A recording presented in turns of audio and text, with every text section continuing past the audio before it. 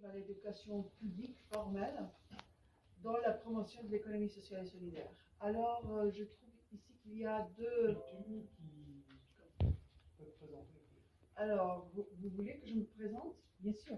Je m'appelle Anna Margarida Steer, je me considère une chercheuse activiste.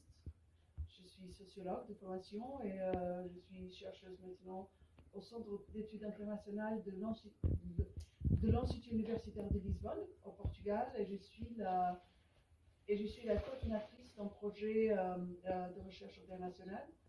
Le titre est Eurorigène, et c'est un projet de recherche-action qui le but de ces projets, c'est de soutenir des réseaux comme RICAS, le Global Eco-Village Network et aussi des réseaux de transition à développer des capacités pour impacter les politiques publiques, pour participer dans la formulation et aussi dans l'implémentation des politiques publiques. Aussi au premier étage, dans la salle de coopération. Mais alors, un des facteurs qu'on étudie, ce sont les traditions d'éducation non formelle et le rôle de ces traditions dans la promotion de l'économie sociale et solidaire. Et on considère qu'il y a deux principales écoles aux traditions d'éducation non formelle dans ces mouvements. C'est la tradition de Grundtvig, la tradition grundtvigienne, qui est originaire du Danemark, et des philosophes et aussi des éducateurs de la réforme luthérienne, des gens comme Grundtvig, je ne me souviens pas de son premier nom, je crois que c'était Emmanuel Grundtvig. Alors, il était un philosophe et aussi éducateur danois qui a développé des méthodes d'alphabétisation d'adultes et de développement des compétences entre les adultes de classe populaire. Et alors,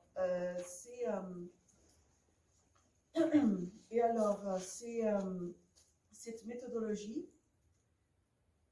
s'est divisée en deux branches là. Une pour l'éducation populaire toute court. Miles Horton, par exemple. Est-ce que quelqu'un ici a écouté parler de Miles Horton, le fondateur du Highlander Center aux États-Unis? Alors, le Highlander Center est un centre d'éducation non formelle pour les activistes dans l'État du Tennessee aux États-Unis, et ça a été créé, je crois, à la fin des années 50, au début des années 60, et a eu un rôle fondamental dans le mouvement des droits civils aux États-Unis. Ces centres existent encore. Sa base est dans la ville de Newmarket, au Tennessee.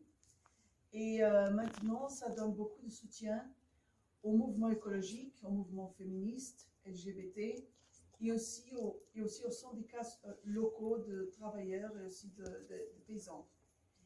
Et le but de la méthodologie qui est utilisée au Highlander Center, qui a été développée par Miles Horton, est d'aider les gens à découvrir ce qu'ils savent déjà.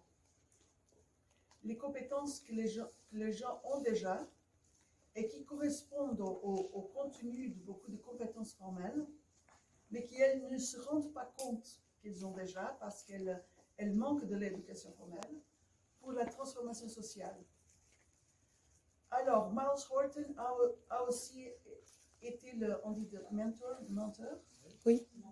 de Paulo Freire, l'éducateur brésilien, qui a développé des méthodologies très connues d'alphabétisation populaire adulte et aussi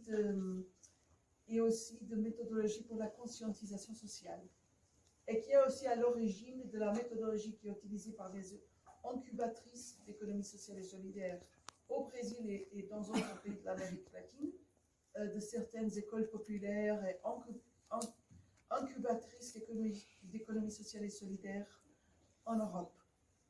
Il y a une autre branche qui s'inspire aussi de la tradition grundtvigienne, qui est de l'éducation pour la transition écologique, comme pratiquée par le Global Eco Village Network et aussi le réseau de transition, qui utilise beaucoup de cette méthodologie, mais sans l'approche de classe et sans l'approche d'émancipation sociale des